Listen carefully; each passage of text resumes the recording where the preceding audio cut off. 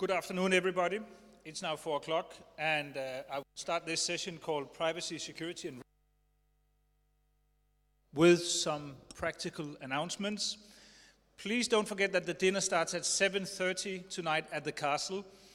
Buses will be leaving, if you signed up yesterday, buses will be leaving from the Clarion and Scandic Hotel at 7:10, and from here at 7:20. And do not forget to wear your badge, otherwise you will not be let into the castle. The authentication and authorization people will be there guarding, the party there. So now it's my pleasure to introduce to you Christian Damsgaard Jensen from the Danish Technical University, who's going to discuss and tell about how to build trust on the internet. So to give you the most time available, please go ahead. Thank you. Okay, thank you. So I can hear that you can hear me. So all that has already been said. Trust, what is trust? That's, I suppose, the first question that you need to answer. And basically it is when we're looking at the human notion of trust, where two people meet each other. There is a possibility to collaborate, so there is a possibility of something beneficial, but also the risk of some harm. Okay, so there is an ambiguous path that has to be chosen, and so it's important when we talk about trust that there is both this opportunity for something good or for something bad, because otherwise we don't have to trust other people. We can just use game theory to optimize our benefits or whatnot. So there is this ambiguity, and so if we choose to trust that other person, if we choose to collaborate, in that case we exhibit trust in that person, and that is really what I'm going to be talking about. I come from a computer security background, so what I hope to convince you here today is that a lot of the work that we've been doing on the internet with respect to security is really failing, and that possibly something like trust and being more explicit about the notions of trust that we have in place is a more fruitful way of dealing with these things, okay, with security or interaction on the internet. Does this work? No. Okay, I flipped the page on somebody's computer, I think. So, first, I'd like to introduce you to this model of trust and trust construct by McKnight and Chivani back from 1997. One of the reasons why I particularly like that model is that from a computer science perspective, it gives a lot of sense, or makes a lot of sense for when you're trying to build systems. Okay. So it's kind of divided into two, the many-shaped boxes at the bottom, and then two big boxes at the top. Okay, so at the bottom we have the situational trust, and this is about what do we trust in this particular action. How much do I trust that other person? So a typical example is that I could trust my brother to drive me to the airport in Copenhagen this morning in order to get here, but I would not trust him to fly the plane here because he doesn't know anything about flying planes. Okay. We have dispositional trust. There are some people who just don't trust other people. There are people who are very willing to trust, very gullible people. So we all have different dispositions to trust other people, and that is something that's also captured by the model. Then we have different things that make us trust other people. So some people trust other people who dress well, who they've met at school, or other things. So some kind of an evidence collection and belief formation process. We have, so together these form some trusting beliefs about that other person. Is that other person trustworthy for us or not? And when I say person, you can imagine website, you can imagine anything else. So it's any collaboration partner really there. And then we have the box at the far right, the system trust. Okay? And the system trust is our trust in any system that is there to try to enforce collaboration, to enforce the rules of collaboration, and to resolve any conflicts that may arise. Okay? So when we have all these things together, we have some idea of whether that other person is trustworthy or not. And so given a particular action that has some benefits, has some risks, we need to find out, so do we intend to trust that person? Okay? Is the benefits good enough, our trust high enough, and the risk low enough for us to enter into this interaction? And if it is, we enter into the trusting behavior where we do collaborate with that other person, well knowing that it could go wrong.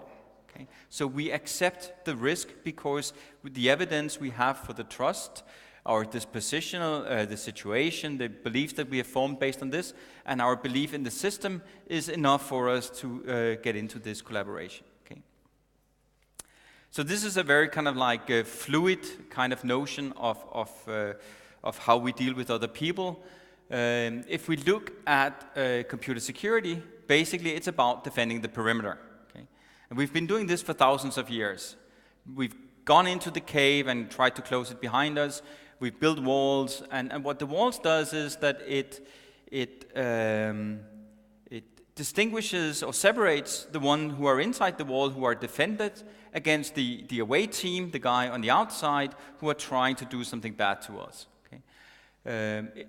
Inside the walls, we have the Lord of the Manor, who decides what are the rules that we work under. He has the sheriffs, the policemen that he has to enforce these rules. So there is a single authority, there is a single enforcement mechanism. All that may be fair or unfair, but it's there. Okay? On the outside, these rules do not apply. Okay? And when we've talked about doing security for many, many years, basically we've done the same thing. Okay? We've also always fallen back to the notion of defending the perimeter. On the inside, we know what the rules are. Everybody agrees to some extent to what the rules are. On the outside, we don't know anything about anything. Okay? A lot of this security in computing is really based on the identity of the people. So we have to authenticate in order to be logged into the system, in order to be able to communicate with other parties. And so the identification of the person decides whether he's inside the castle or belongs inside the castle or belongs on the outside of the castle. Okay? In a computer security context, identity really serves three purposes. First of all, it allows us to validate that people are really the ones who should be on the inside. It allows us to distinguish between different people who are belonging on the inside of the castle walls, so that we can give different privileges to different users. And finally, it allows accountability. Okay? So if something goes wrong, the Lord of the Manor can send the sheriffs to get the person, and he can be thrown in jail or have his head cut off or whatever. But in order for this to work, okay, we need to have an enforcement agency who can enforce the rules. So, enforcement agency that enforces rules. What else should they do? And so, really, we need to have this system trust component that I had on my McKnight and Giovanni trust construct figure. Which is very, very important. Okay, but when we think about it, I mean, identity. What does that really give us? Okay, Christian Damsgaard Jensen. That's my name. What does that tell you? Not much, does it? Well, it tells you that my parents are probably called Jensen. It tells you that they probably like the name Christian. What else does it tell you? Nothing much. Okay, so if we are to interact in some ways, what cues do you have based on that?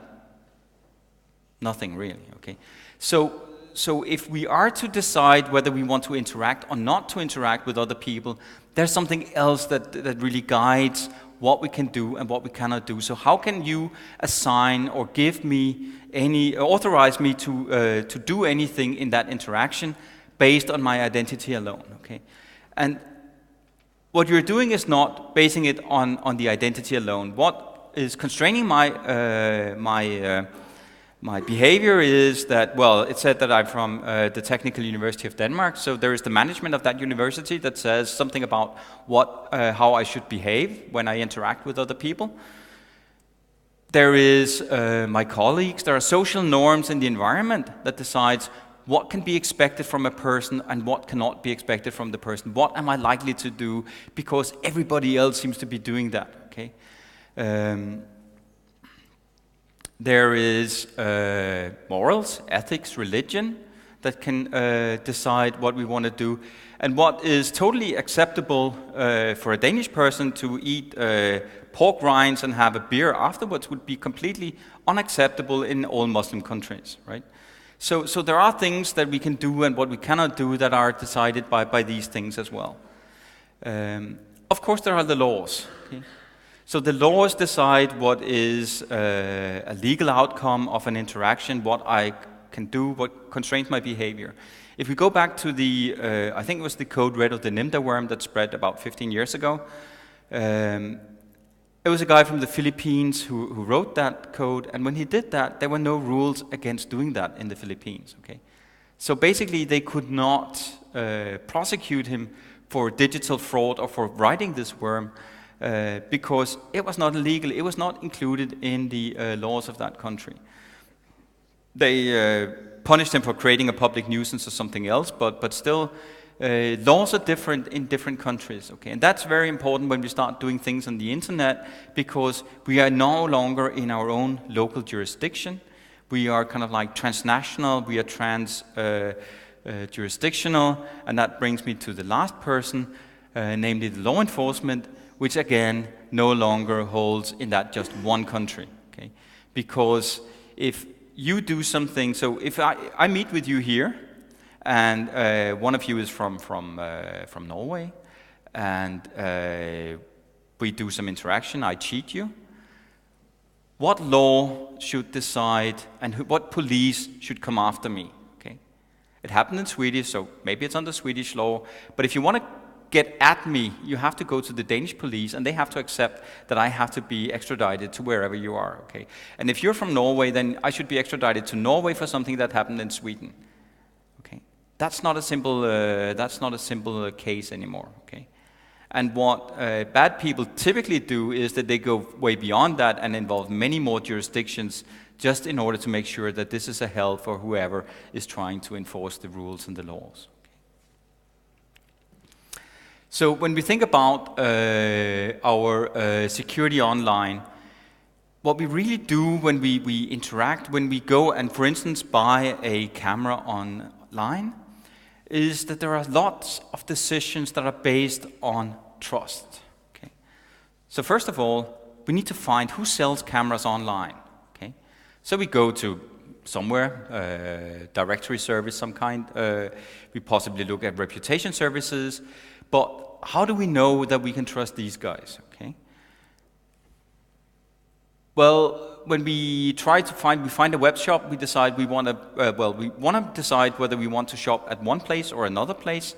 So what is it that we really need to know about that shop? We need to know that it actually is a shop, that it exists, that it's not just somebody who says, oh, send me your credit card information and I'll use it for my own private purposes, thank you very much. It has to be honest, so when I order something, it actually has to ship that something that I ordered and in a condition that it's usable. And it has to be competent so that it has to send it within a certain delay, and if there's something wrong, it has to deal with it in a competent way. Okay?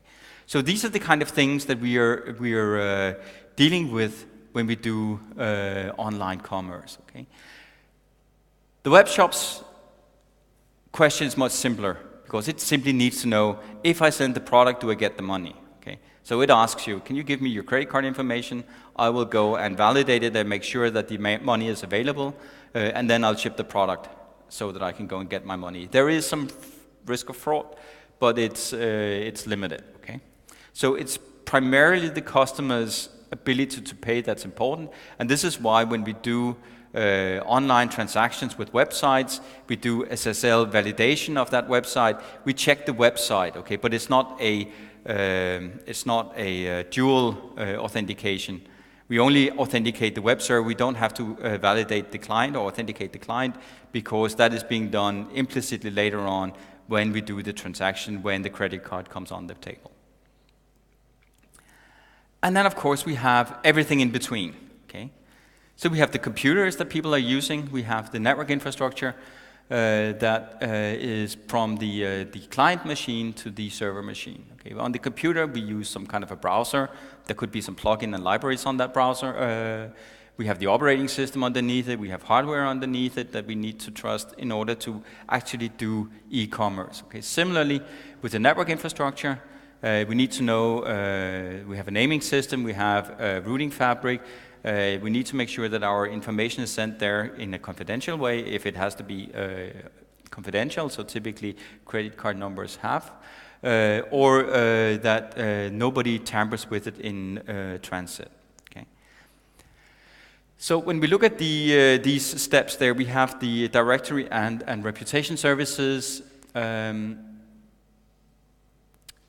we do want to have this web shop, we basically go to these search places, Google, Yahoo, Bing, all these different websites out there that can tell us something about where can I find this product. Okay. We just remember that these are all private companies. They operate for profit. They look out for their own interest first. Okay.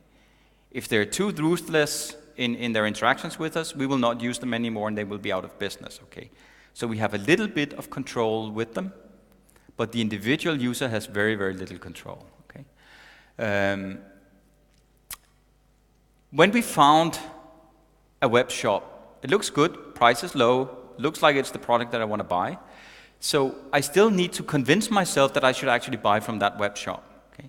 So what can we look at? Well, we can look at these different reputation systems. eBay has a reputation system, Trustpilot, Opinions, TripAdvisors. And we can look at somebody who has validated the websites, giving them a Better Business Bureau certification or other things. Okay?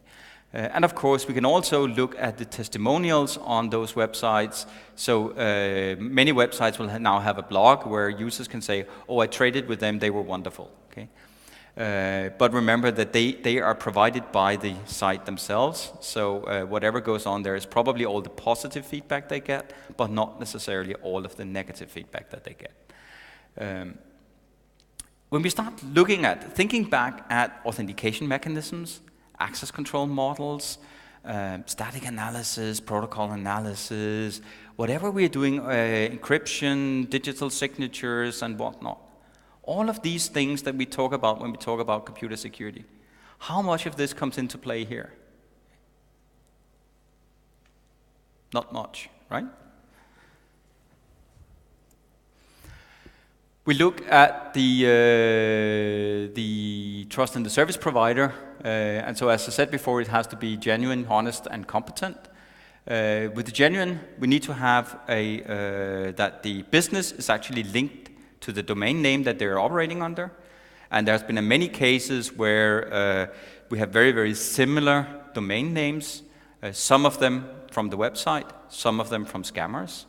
So that's an issue that we have, that people can register legal sounding domain names.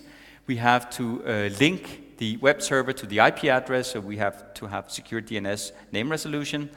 And we need to have authenticity of the party at the other end, so an authentication protocol being used, and also typically some digitally signed certificates. So we bang PKI on top of our network infrastructure and we're good. Okay?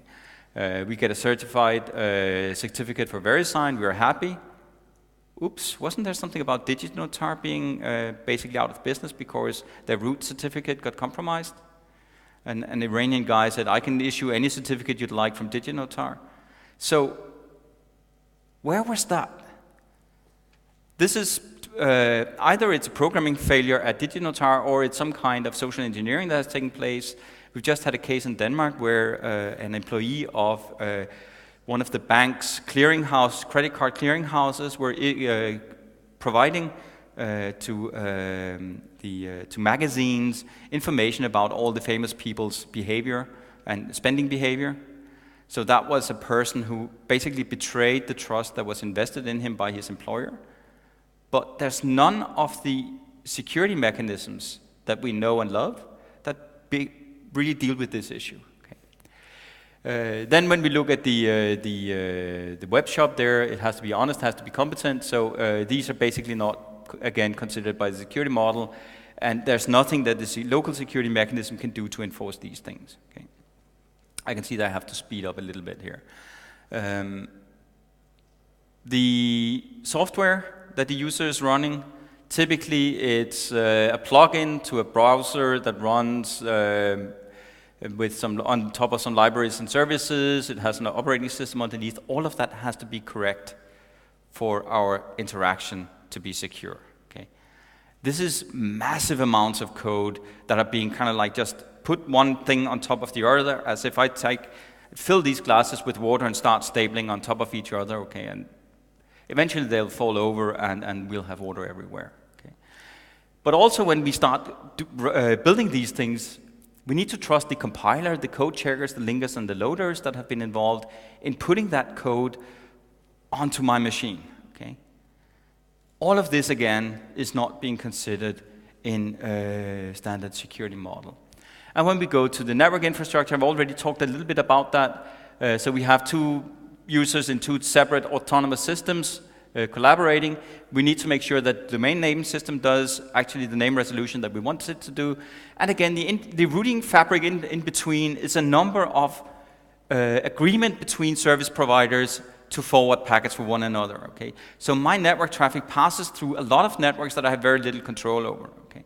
And there has been a lot of brouhaha about the NSA monitoring some networks, and the Germans, 3-4 months ago, proposed to have an all-German internet, so that whenever something from the DE domain was going to another place in the DE domain, it would not go outside of Germany. They would guarantee that everything would be routed inside of Germany. Okay. So there are some concerns here that we need to deal with. And again, this is something that we do not consider in the traditional security models. So what I'm trying to do here is to say we need to make decisions based on information that we know ourselves. Okay?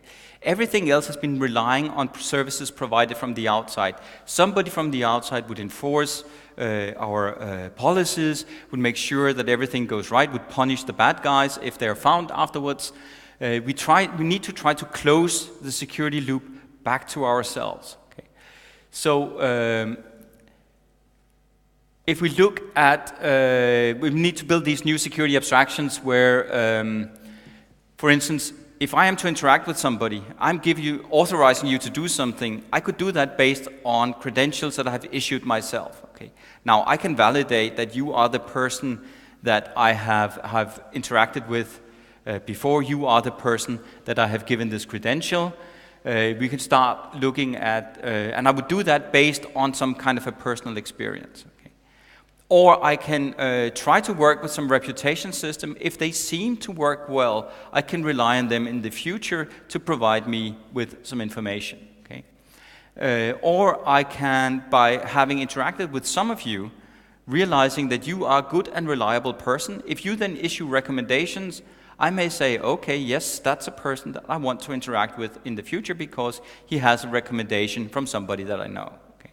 And of course, there we have to distinguish between the recommendation trust and the functional trust, or the direct trust where we have interacted. And so you could be a very good person to interact with, but you could be a very poor judge of character, so you recommend somebody who really shouldn't be recommended. Okay? So there are separate issues here, but they can be resolved. Okay?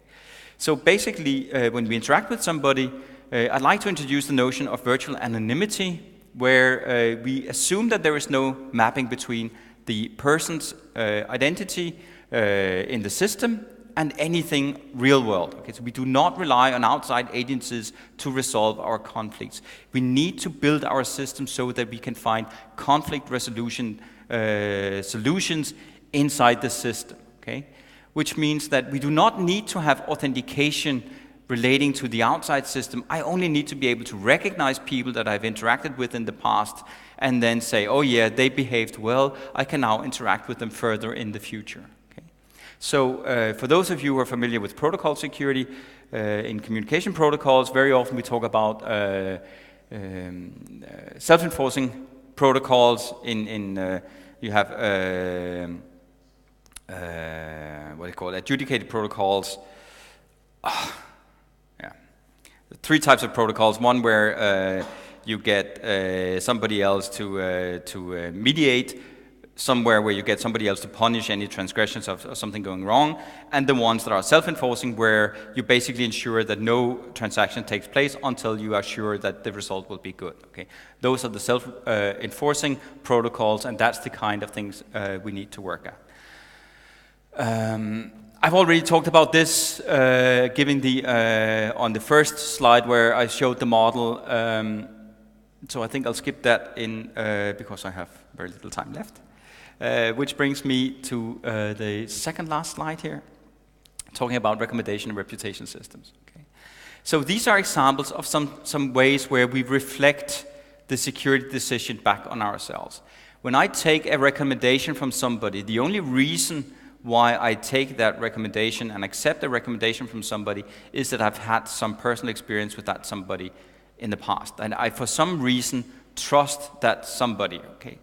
So now I have I take a recommendation, I accept it, and then I say, okay, I know that that person, my evaluation of that person says he's a good person.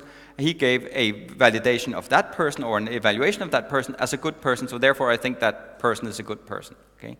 So it comes back to my own evaluation of the first person, the recommender, in order for me to accept that recommendation. So that's an example of how we can try to close the loop back towards ourselves and just saying, well, I have the real world identity. The guy is sitting in Chile, he cheated me out of 10,000 euros. What's the cost of me to go to the Chilean law enforcement agencies and the Chilean courts in order to try to get that 10,000 euros back? Okay. It's going to be way beyond the 10,000. Okay. So the threshold of that is of interactions suddenly increases dramatically if we want to rely on external enforcement in our security system. So the reputation can reduce the feeling of uncertainty when we interact with strangers. We can harness the wisdom of the crowd. We get feedback from a lot of people. They say he's a good guy, therefore I believe that's a good guy. Okay, and there are numerous problems with that, but again, we can try to model that. We can try to calculate with that and find ways of dealing with that. Okay, and then these reputation systems can either be something that's provided inside the application as part of the application, typically controlled by the people we then want to evaluate, or they can be external, and then we go back. Now we open up the loop a little bit again with things like the European Consumer Agent Howard or the Web of Trust plugin that you can get for Firefox. Okay. So in summary, I think that when we start talking about security, really talking about security on the internet, what we need to do is think about it as we think about trust. Okay? So we have an uncertain outcome of our interaction. We cannot rely on the system. We cannot rely on external agencies to help us with this. We have to do it ourselves. We have to operate under incomplete information. We have to make the decisions ourselves because it's us that's going to be affected by the consequences of those interactions or those decisions. So these are very, very similar to what I've described in the beginning as the human notion of trust. Okay? So when we talk about security on the internet, what we should really talk about is who do we trust and why do we trust those people in our interactions? Okay? And how much can I trust that other person or that other agent in my interaction? And then, of course, trust will from time to time be misplaced. So how do I recover from that situation? Okay. So we need to loop security back to the agent. Thank you.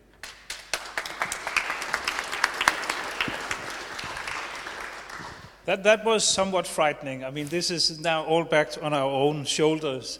Would there be questions? We may have time for one question. There's one.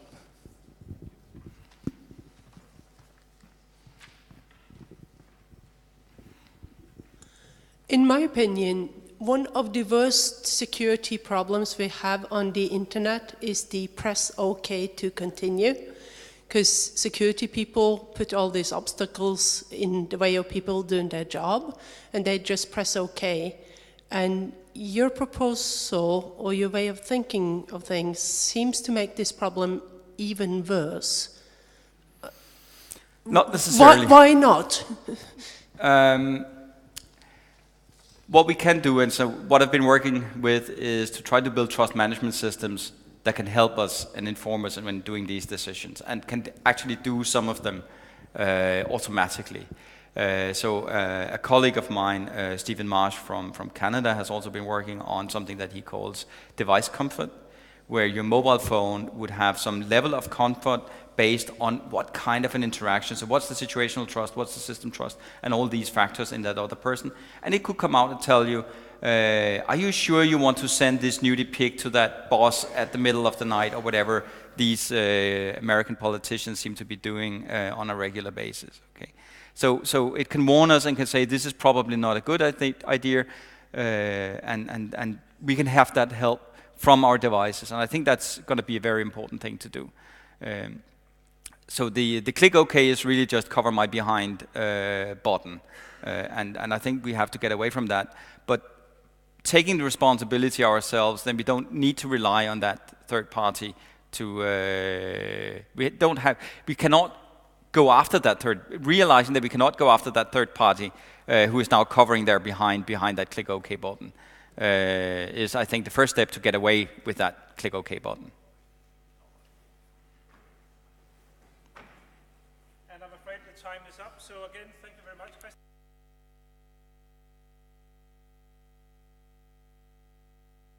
If you were in doubt, it's a complex thing. It's also about the notion of security. So our next two speakers are going to address one of the issues that we have with the cloud. And the cloud is something out there. It's sort of out of our own personal control. And therefore, of course, trust is a major thing. We will have two presenters. We will have Andreas Jonsson and Jakob Schlüter. And what you're going to talk about is how to build a secure cloud and manage that. And there will be two microphones here. One handheld microphone, and please don't cover the antenna, because then it won't transmit anything. And the other one is over there. So take it away. Thank you very much. Do not swallow the microphone. Yeah.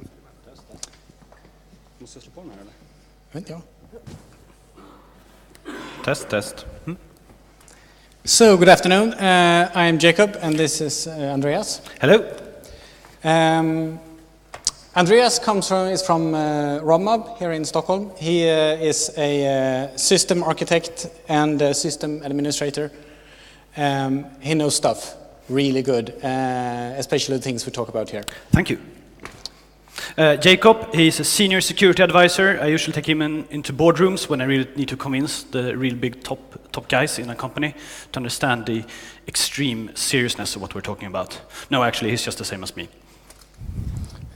So, first we'd like to start with some terminology. And this is just buzzwords, and we just want to present to you how we define them in this context. So when we talk about infrastructure as a service, we're actually basically talking about compute power on tap.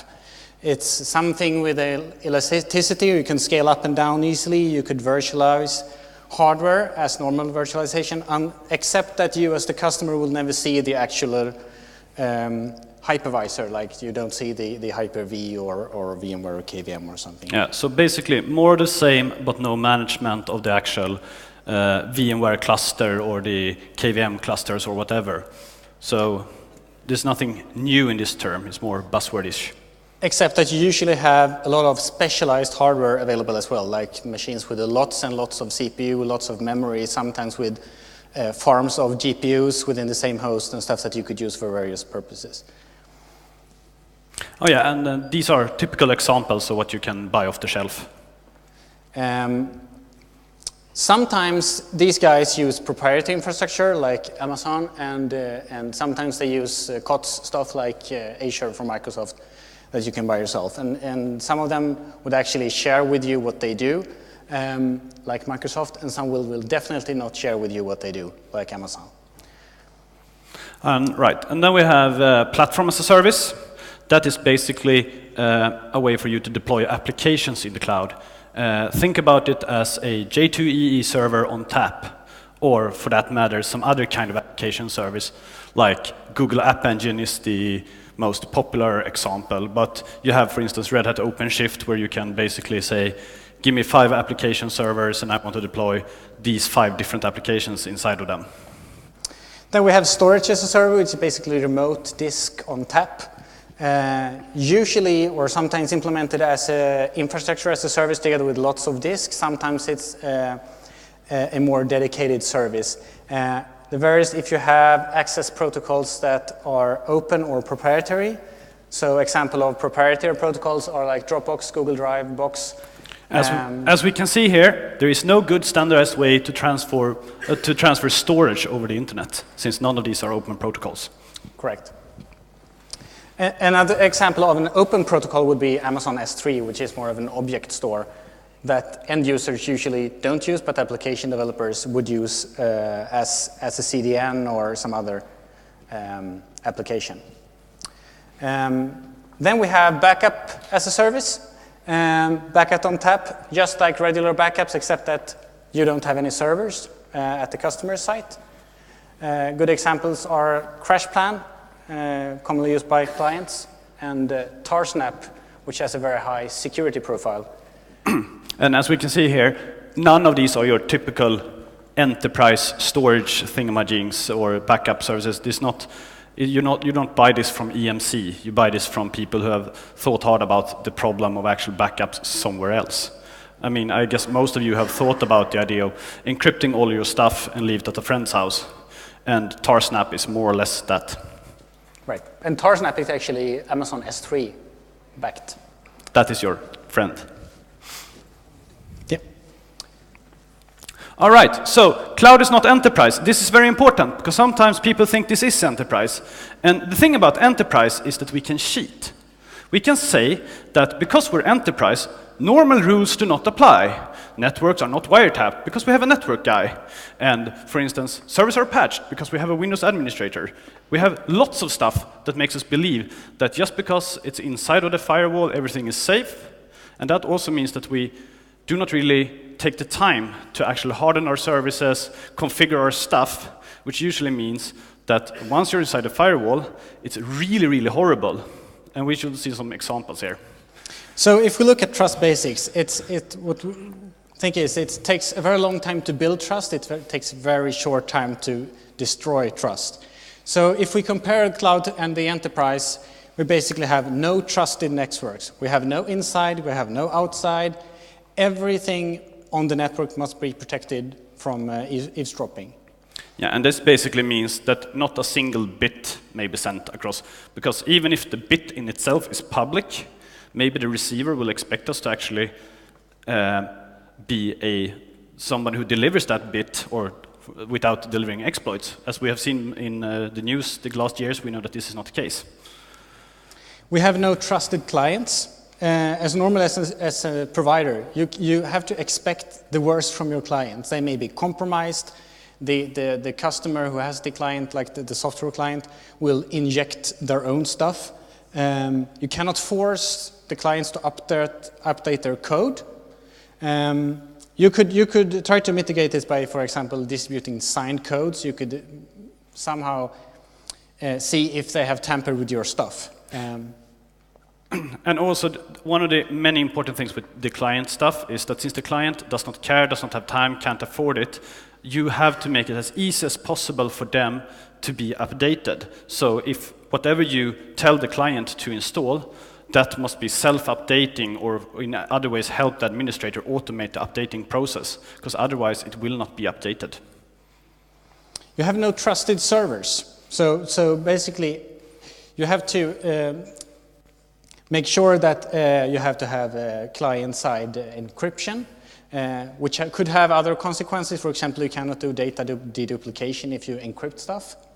You must make sure you never allow the the server to execute arbitrary code on the client. So if you're a customer and you connect to this server, you don't want it to just download new stuff into your client and update it, like Spotify. And this is really important, because we must assume that the cloud servers are also compromised, so we cannot really trust what they are giving us either. We perhaps want to trust them, but we shouldn't trust them. You can't trust the vendors. Usually the vendors, sometimes they are incompetent, sometimes they are inexperienced, and sometimes they are actually pure evil, like they do implants. We have to assume that they are lazy, so they are mostly focused on making a profit. We have to plan for the best and hope for the best and plan for the worst. Very good, very good. And also, it is extremely important to be transparent, because that's how you build trust. Like, if you can actually see the code that is running, then you will be more inclined to trust it. What the code is running on the client platform, if that is supplied with proper documentation, audit documentation, best practices, etc., but also the code and also the security policies that you should be running to contain this client software, that will build confidence. So the best way would be to actually point your customers to the GitHub repo so they can inspect it in real time. You also write code differently if you know someone will read and audit the code than if someone will never read and audit the code. Oh yeah, you will be less inclined to commit that hackish function. Right.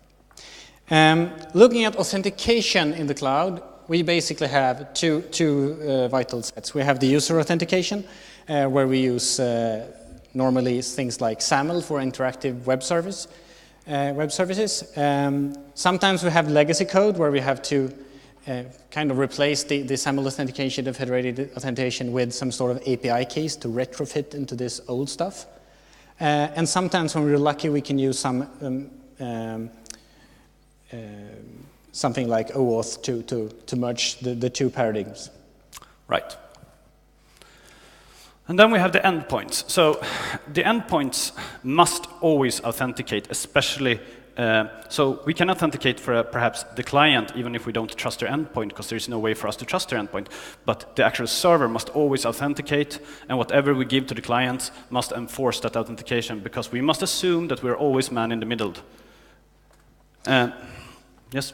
Yes, and to do this, we usually have like SSH. You could add stuff like SSH fingerprint records in the DNS. You could, with the HTTPS, you could use public CAs with TLSA records or something.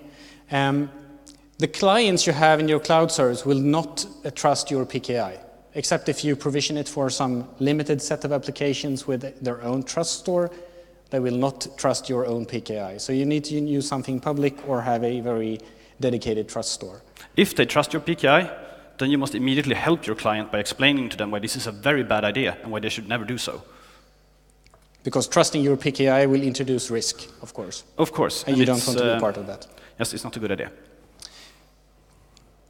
Looking at encryption, we first have to look why encrypt stuff and who has actually the keys to the kingdom to the service.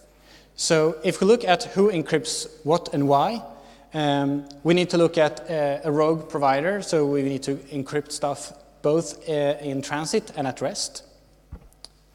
Yes, and the reason why we need to do this always is because there are like several threats that can occur. I mean, the provider could be compromised, and if that happens, of course, the data at rest, it depends on the implementation of the encryption. So if we encrypt it client side, and send it over, then a compromise of the data stored at the provider will not be such a big fuss. But if the data is stored in plain text but only at rest, then the only protection will be against stolen disks, for instance. Correct. And then we have data at rest encryption. And it's usually, if we start with file encryption, it's really hard to scale. There are usability problems, there are key management problems, but very useful for small amounts of data where you could usually use something like GPG. Yes. And now we end up in, so what we do instead, or besides the client-side encryption, even if there are tools that will help you with this, if you lose your key, you will lose your data. Otherwise, it's not proper client-side encryption if the vendor can help you with this. When we talk about filled disk encryption, it is usually encrypted file system, either at the provider or we use encrypted disks. But in this case, we talk about the file system. And the good thing about this is that it's easy to verify. It's very easy to not bang in the passphrase to decrypt the disk and then try to extract data. You will see that it works.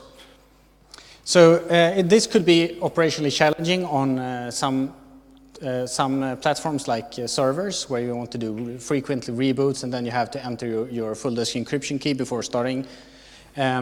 Example of this would be like Apple FileVault, BitLocker, Lux, TrueCrypt, or what's the current name? Cyphershed, I think. Yes. As an alternative, we also have self-encrypting drives. Ooh, scary. So self-encrypting drives is basically that the drive itself encrypts the data. But then we need to figure out, okay, how does this protect us? Well, actually, you need to supply a passphrase to decrypt it at when the disk starts, so to speak. And this protects against stolen disks. But how do you verify? It's very hard to remove all of the disks and put them into Encase or some other kind of forensic software and try to extract the data. That will take forever. And then also we have this horrible concept of master keys. The master key is there for when you or your customers or whoever you serve changes the password and you need to recover the data from an employee or whatever, then you bang in the master password to be able to decrypt the disks. There used to be a laptop vendor and server vendor his first name is Michael, and he shipped laptops where the master key was the serial number on the laptop. Quite useful. No names. So if you compare these, you basically have file encryption when you want to protect you when the server itself is compromised. You could have FDE, SED to protect against physical theft of the disks at the provider. I would say that the FDEs, the full disk encryption, is easier to verify, but sometimes the self-encrypting disks are easier to deploy. And easier to scale. Yes. So, data in transit encryption. Basically, we have IPsec. Correct. And few people actually knows IPsec. And you might think you know IPsec, and then you look at the details and you suddenly come to the conclusion you don't. IPsec has rather crap interop between different vendors nowadays, except for site-to-site VPNs, where it's still quite useful. I would say that IPsec for client-to-site VPNs is more or less dead. You have to remember to encrypt everything, for example, between your data centers. And there's a really good reason for this, because even if we know that the fiber between our data centers is not encrypted, I will immediately think, aha, this other server endpoint is on the 10/8 network. That must be inside of the firewall. That means I don't have to worry about my data being wiretapped because it's all in the data center. And this is a false assumption, of course. Yeah. So only place where you don't or might not need to encrypt data is basically within your own data center, within your own security domain. So then we have TLS. And modern TLS is awesome, basically, because it helps us stay vigilant by always patching our systems. It also implements new protocols that our current library does not support, so we'll have to upgrade again. It's also very important to be on the latest, because otherwise you get very bad grades and people will mail you about it. We use ciphers, of course, there are millions of them, but we use AES GCM. It's the current flavor of the week. TLS is fast nowadays. If you don't have a speedy TLS connection, it's because you are wrong, not the protocol. This illustrates it perfectly. And usually you need to make sure that you have and actually use the encryption instruction set in your CPUs. Some platforms you need to turn on the AES-NI instruction set. Because some of them have them disabled by default. You also need to have a somewhat modern crypto library to support that. When it comes to TLS, take a modern computer that you buy from your favorite server vendor, some of the later Intel thingamajigs, and then you should expect somewhere around 1 gigabit per core. Looking at PKI, usually you have the alternative of actually building your own infrastructure or set up or use a public existing trusted CA. For internal resources, using an external CA is mostly expensive and not very useful nor secure. It could actually be more insecure to use an external. You could, however, use automation tools like Puppet, which has their own CA to use that certificates from that tool for other purposes. Of course. That makes it scale somewhat. All right, so auditing. Auditing is basically when we log everything that we do, and this logging must be done at every layer of the system. We start at the application layer, like our web application, PHP, crap, thingamajig, and then we need to go down to the syslog level, where we log whatever the web service is up to, what the SSH is doing, etc. And finally, we log on the kernel level by using BSM. And yes? Yes, and you have auditing for a number of different reasons. One is to keep your personnel honest. If you know someone is watching, you may be more careful. Also, it's easier to find out if some of the personnel accounts are compromised if you have a log of everything that has been done. Excellent. And then we have the vendors, and we know that they are dishonest. So that's okay. We already have that part of our threat model. But sometimes we need help from the vendors, and then it's really good to log everything they do. So when they use the undocumented commands for their stuff, then you have that logged. And also be aware of proprietary remote support solutions that some of the vendors would like to put on your site or in your environment to help you. And they are usually, or at least sometimes, like virtual machines, virtual appliances that are not upgraded as they should have been. They're always black boxes. So we need an audit trail, and basically what this means is that we need to be able to follow a person from start to finish. And what I mean by that is that we need to be able to follow the context of the user. So, for instance, if I log into a web application with my credentials, and I become Andreas in the web application, and then I find a security vulnerability so I can escape to, say, the shell, and from there become root on the actual system running this.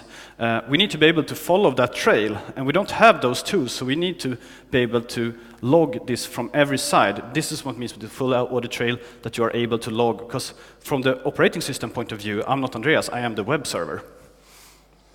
And get the copy of your logs off the servers as soon as possible. Store the logs in original format at some place. Also feed the logs into some nice log management tools. Exactly. You do not feed them into RSA Envision, that sucks. You feed them into Graylog or Logstash or something like that. And the reason, of course, storing them in the original format is that you may want to change and update your log analyzing tool at some later point. And if you have just digested them into your favorite tool of the week, you can't never move on. That's true. So, integrity. When we talk about integrity, we need to, first of all, understand who do you trust. Well, in the context of the cloud, you usually don't have a trust relationship with the provider. And when you do it in the context of code, you don't trust whoever wrote the code, or you shouldn't. So what you want to do is that you want to drop, for instance, privileges as soon as possible. You want to drop the user. You want to jail the software, whatever you can do to contain it as much as possible, since it's not part of your trust. And the problem, or you can, of course, use mandatory access controls as well to contain the code. This is sometimes easy, sometimes very tricky. Then you have the trusting computing base that enforces the access control in your computer, and the hypervisor that you usually use, for example, for compute services, is part of your TCP. Right, and so we have the TCP, or the trusted computing base. If somebody compromises the TCP, everything is compromised. You cannot trust anything the computer says, which basically means go rootkit hunting. When we talk about hypervisors, there are several commercials like KVM, QEMO, Hyper5, etc. And then you have some of the academia stuff like Nova, microhypervisor, etc. You also have some extra instruction sets, that the VTD and the VTX extensions that help securing this. VTD is what allows you to do PCI pass-through in a safe way. That is, pass a physical PCI card up to the virtual machine. For example, a GPU card or something like that. You also need to reduce kernel attack surfaces. For example, you could use the Mac, like SE Linux, AppArmor, and different other. Right. And sometimes people talk about kernel ASLR, that will be just as effective as usual or like current ASLR. This is bullshit, because the kernel always starts in the same state. It never reboots during this kernel lifetime. So one single info leak means that your kernel is smoked. If we talk about Linux, this means that there's always billions of info leaks, which means that kernel ASLR will not help you. Creating a secure cloud service also requires you to do some decent automation, and this is the key to scale out and to scale up your service. Sometimes you have to add some. You have a lot of secure by default features that you need. For example, you have mandatory host firewalls auto-configured based on host purpose. You need to limit outbound traffic from your hosts. For example, so your software cannot call home at any point in time. So basically the idea is create a very hardened machine and then deploy it on every machine without breaking stuff. And for example, SSH is not a public service that you would allow in and out from your machine. Absolutely not. You also want repeatability so that you minimize sysadmin errors. So you can do this by using system automations tool like Puppet, Salt, Ansible, and deploy them in like many small, simple modules. Right, and you need, of course, to have some kind of dynamic data, like not all firewall routes will apply to every host, so therefore it needs to be dynamically generated. Right, then we have the concept of when we scale up. So I'm part of the old school. I like to name my machine after something I like. For instance, I would name a machine Leif J if it does something about authentication, then I would know what it is. But when we talk about 10,000 machines, we talk about cattle, not pets. And this means that I will not be able to take them to the veterinarian when I feel bad. I will shoot it off so it doesn't contain the rest of the cattle. And this is also the main reason why we really need all these automation tools, because we cannot care and make small adjustment to the individual hosts. We have to take care of the herd. Yes, but there's one exception to this rule, and that is when we have a system compromise. Correct. If we have a system compromise, we cannot just reinstall the machines from scratch and do nothing. We have to take the system offline and really analyze what happened, and then first, when we know what happened, then we can recommission the machine. Yes. All right, so continuous improvements. This is basically the thing when you do git commit, then you do git commit, then you do git commit because you it didn't work the first 3 times. Also, you understand that some kind of ideas didn't really work or it needs to be improved, etc. So you do this in small steps, and since you always have the latest running on all of the machines, you don't have to worry about machines not becoming standardized, so to speak. And this actually moves taking care of the herd of machines into more like software development, when you need a testing platform, deployment platform, staging, and then go into full production. Because once all your sysadmin stuff goes into production, you will affect so many systems at the same time. So when we talk about aggressive patching, we mean you do not patch every month, you patch all of the time, but you do not patch all of the machines all of the time. This means that you cannot skip reboots of the kernel upgrades, you cannot skip applying kernel updates. You need to do this now, because a kernel update means that somebody found a way to break your TCB, so you need to have the latest kernel running. And this basically means that we need to do a lot of rebooting. Correct, and we also have no time for testing all the patches. So once we actually have a stable patch out for the hypervisor, for example, we need to deploy it really fast. Because we need, or at least we need to be faster than the bad guys. Because if you would find a hole, for example, in Amazon EC2, they are kind of smoked within a couple of minutes. Indeed. Yes. That is my email address, and that's Jakob's address. If you have any questions, we will have 2 minutes left. Yes, thank you very much so far.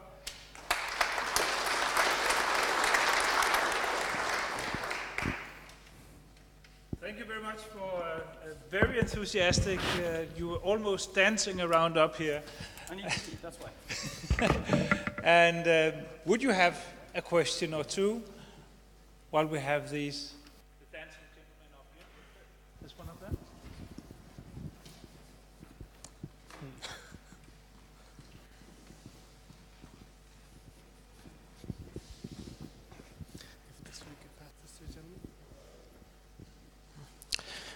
First, I would like to thank you for the nice summary of everything. I have a question about the way that you see all the things, because you are implying that it's great to use automation and to consider all your machines like cattle instead of like pets. And you mentioned that you are using aggressive patching. So how do you trust? So for example, you have a web server that runs Apache, and you've seen that there is a bug that you have to patch, but your application is really depending on it. So how do you trust if it won't impact your complete system and destroy your complete availability?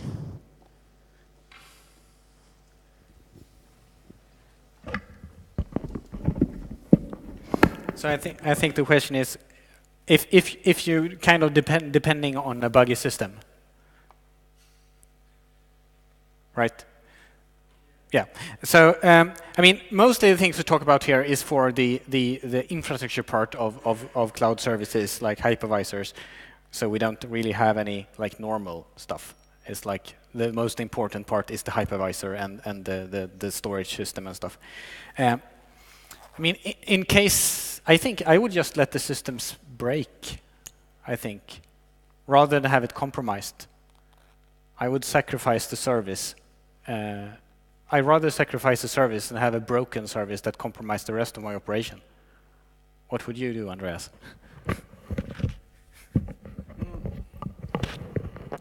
I would break the person who coded the service. Isn't that the right way to do it? That will set an example to the rest of the developers so they don't do it again. No, seriously, I would of course shoot the service and say that, well, it's either this way or we will have to restore all of the computers. Because that's what's happened when you get compromised. Well, again, thank you very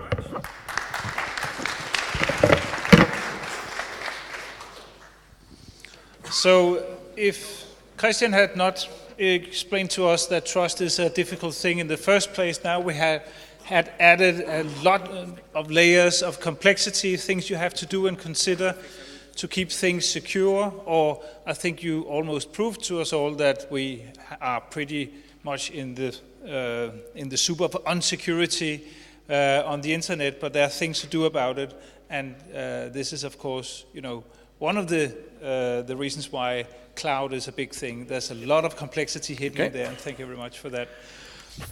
So now we hand it over to Leif Johansson, who is actually taking some of the NSA questions into his own hands. The reason is that we have had a plethora of revelations, things that we cannot trust any longer, and one of the things that we cannot trust is apparently the way we handle cryptographic keys. So please, Leif, take it away and explain to us what to do. Thank you. So, first of all, thanks for sticking around. I know, a lot of you would rather be back at your hotel rooms taking a shower than sitting around here, but I'm grateful. So, in exchange for you hanging around, I'll try to entertain you a little bit. So, what I'm about to tell you is going to sound entirely, if you know anything about the topic of commercial encryption and security devices, what we're attempting here is going to sound entirely insane. And if you think that, you're probably in the right place. That means you understand enough to sort of get why what I'm about to tell you is really hard. So what I'm about to talk to you about is something called the Cryptech project. It is around a year old, and the objective of the Cryptech project is to try to build an HSM completely out of open hardware and open software.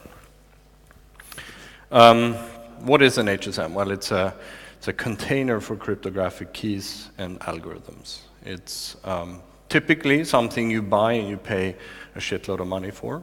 I mean, really an awful a lot of money for. And it looks like a regular computer, and all it does are cryptographic operations. And why do you buy a separate thing for that? Well, you buy that separate thing because somebody has evaluated that thing and declared it trustworthy, right? So this is all about technical trust and the sometimes interface between technical trust and policy trust. HSMs are basically lock boxes, strong boxes for cryptographic keys. They're often used for many cases. They're used in commercial applications to protect e-commerce. They're used to protect corporate authentication services. They're used to protect VPNs and encryption and decryption in many forms. One of the in recent years, with the increased deployment of DNSSEC, people are buying HSMs in increasing numbers because they want their DNS zones signed with keys that have more security associated with them. Now, 2 years ago, we could never have attempted any of what I'm about to tell you because there was nobody who was going to fund anything this crazy. But after the Snowden revelations and the extensive backdooring that's been going on in commercial hardware, a lot of people on the internet have discovered that shit, we need to do something about this. Basically, we have built a house on sand, and the house, in this case, many people think of, for instance, the RPKI system for securing DNS routing, internet routing, or the DNSSEC system for securing internet domain names as fundamental key infrastructure on the internet, and all of them are at some point or other routed in the security of commercial security HSMs that, quite frankly, cannot be trusted anymore. So this is the only joke slide I have. These guys had one. I've actually stolen these slides from one of my collaborators in this project. So it's his sense of humor you're getting. So how does all of this come about? Well, this all started out at a conversation between some of the IETF leadership, notably Russ Housley and Stephen Farrell and Jari Arko. For those of you who don't know these guys, Russ Housley is the former IETF chair. Jari Arko is the current IETF chair, and Stephen Farrell is one of the security area directors of the IETF.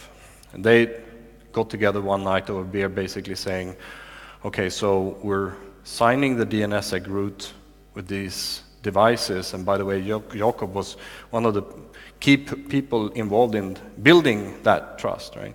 You were deciding which stuff to buy, basically, I think. These devices, can we actually trust them anymore? Or do we have to do anything? Do we have to do something? And can we do something? And so they called the grumpiest old bastard they could find, and that's a guy called Randy Bush.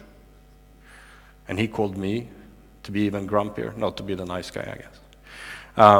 And we decided that let's see if in our network of people we have enough skill to start to tackle the problem. And we had a couple of meetings in Stockholm, and we decided that, yes, we know enough people to start to get a handle on what needs to be done. Now, even though this all started in the IETF, this isn't an IETF project, it's not an IETF working group or anything, it's not about standards, it's about actually trying to build something. We like to say that we work for the internet in doing this. Right now, we've got this minimal organization set up thanks to Nordinet, who is acting as the bank. Nordinet is basically letting us accept grants and hire people.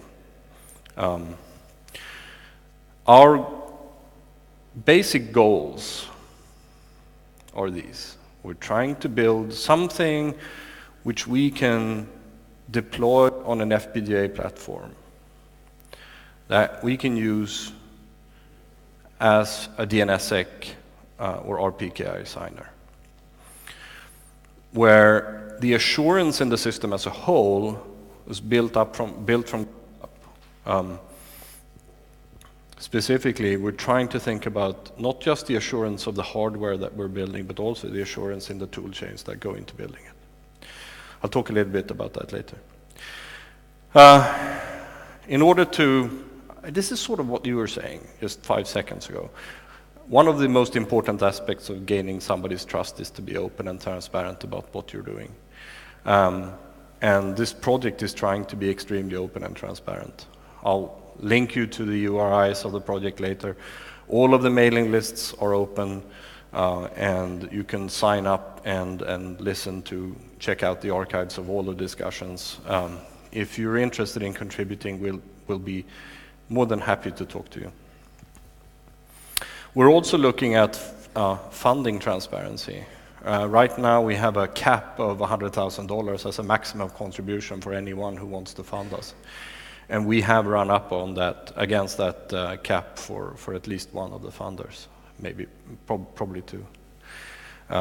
There is a significant interest in funding the project. These are our funders so far.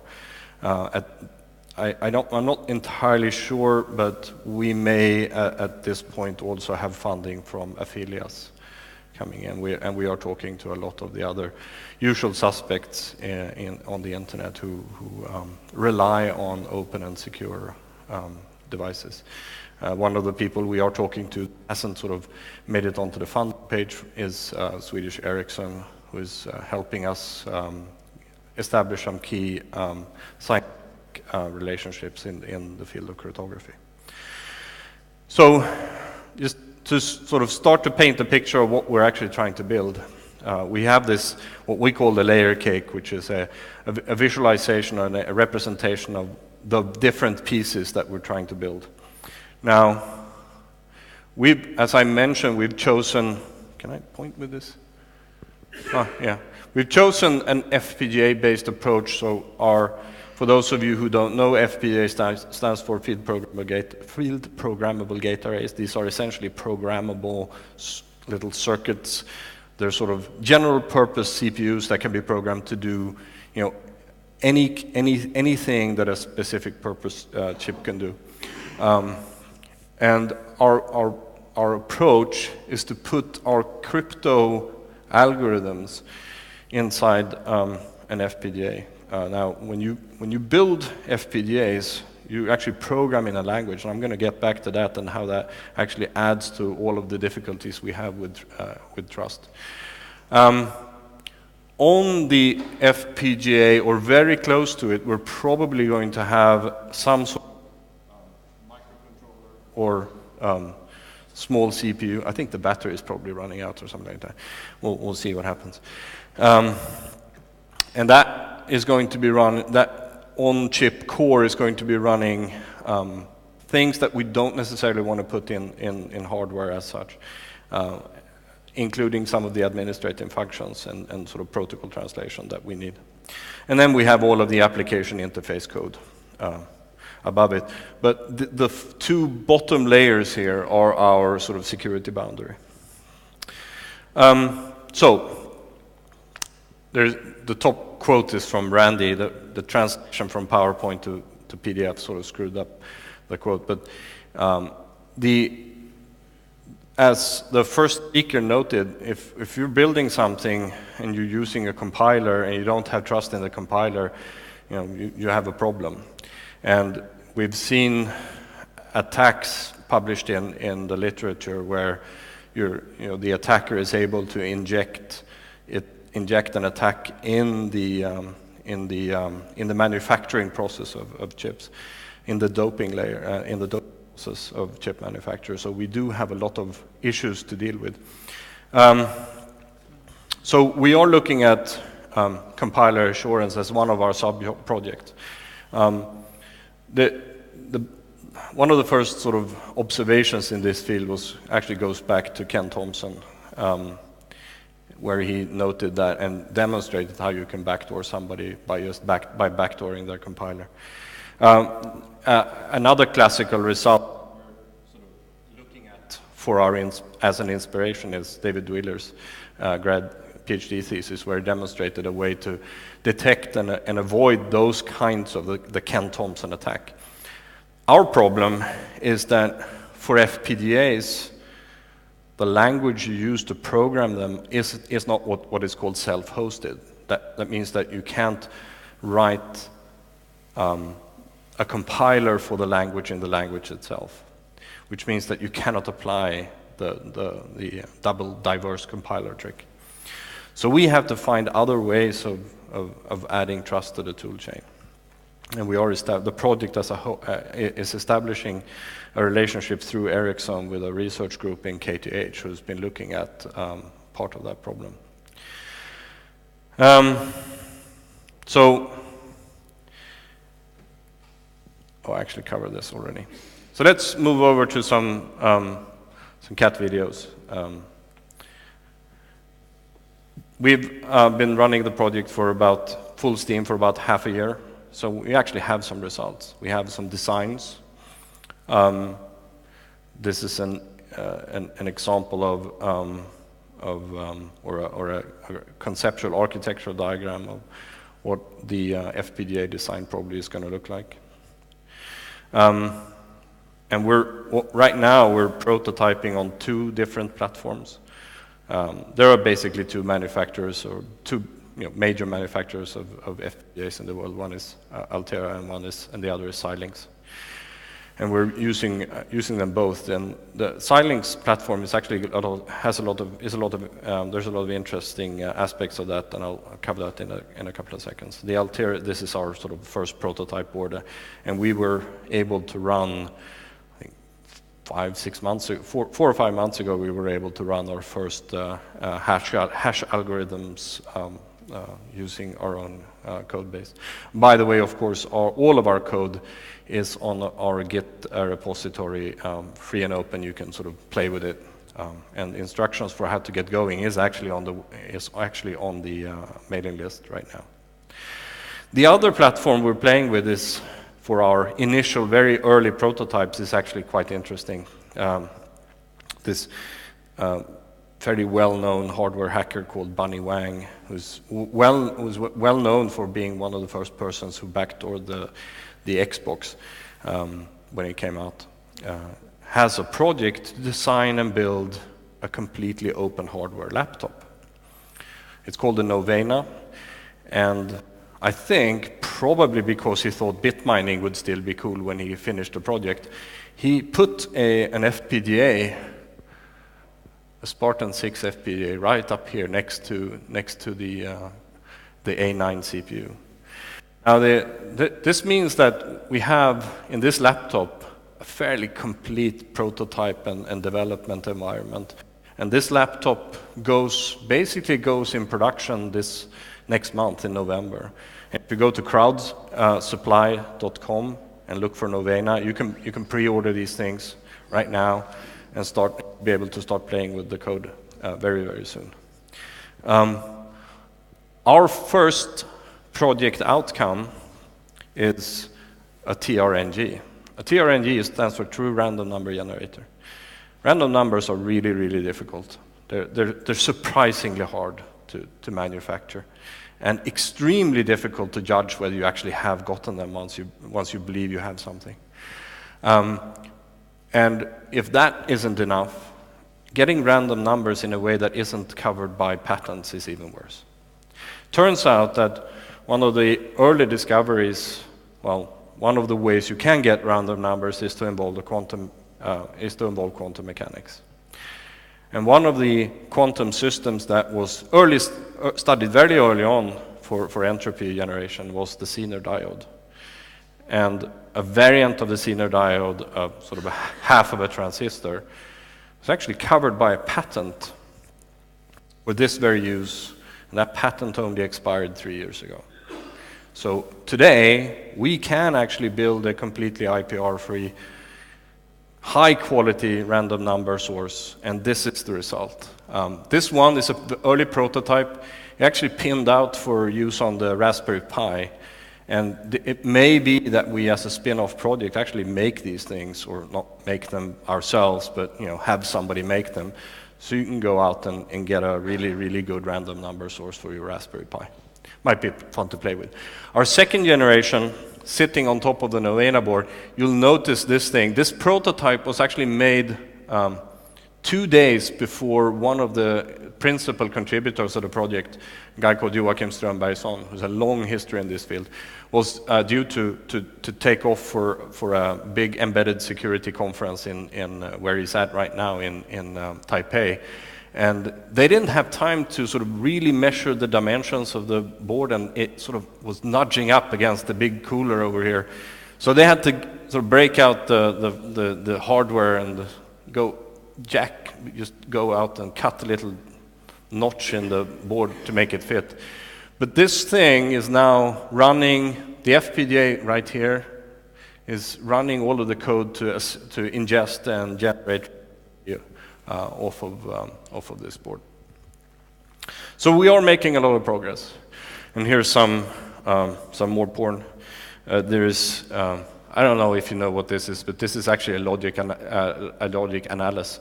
analyzer looking at all of the test pins on this board while it's powered up and generating total chaos, which it's supposed to be doing.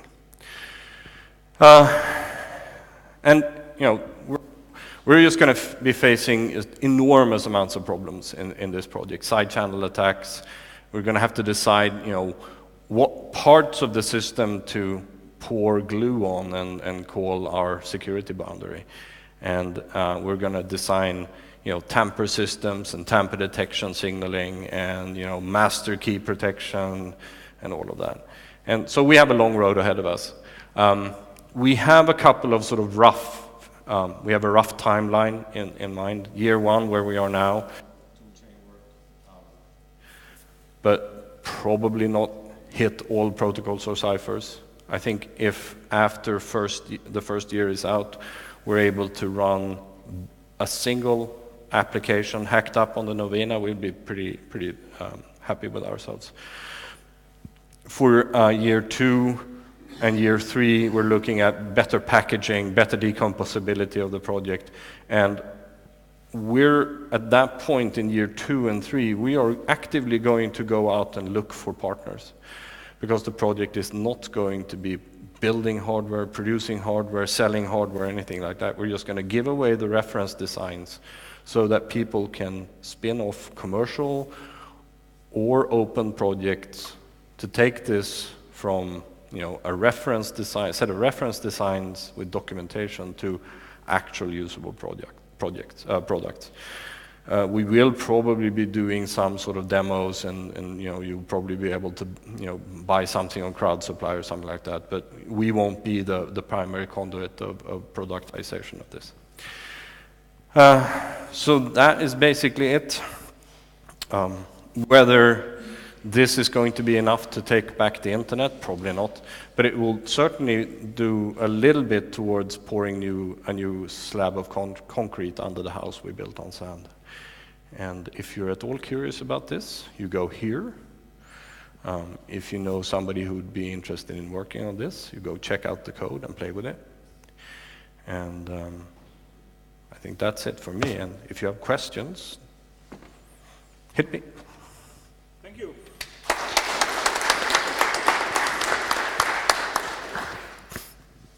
Would there be a question? Any questions for Leif? Well, the obvious question is, now that you're doing reference designs, how can you trust the manufacturers? So I don't know the answer to that yet, but we do have a research group working together with the KTH they haven't published yet, but they have a paper that's coming out on an approach for detecting and avoiding some of the hardware trojans that the literature has been talking about lately by randomizing the layout process in FPGAs and ASICs. So there are some ideas, but I think the major way we can avoid being in that trap is to talk to all manufacturers and not sort of make ourselves dependent on any one. I think our primary goal is to increase the cost of backdooring the system to a point where it's not feasible to backdoor everybody. You have to go and backdoor the specific targets you want to backdoor. One of the things we're looking at, for instance, for the transistor that's in the FPGA is in the TRNG, is that, well, let's say we're picking a specific transistor or a few of them with a very specific.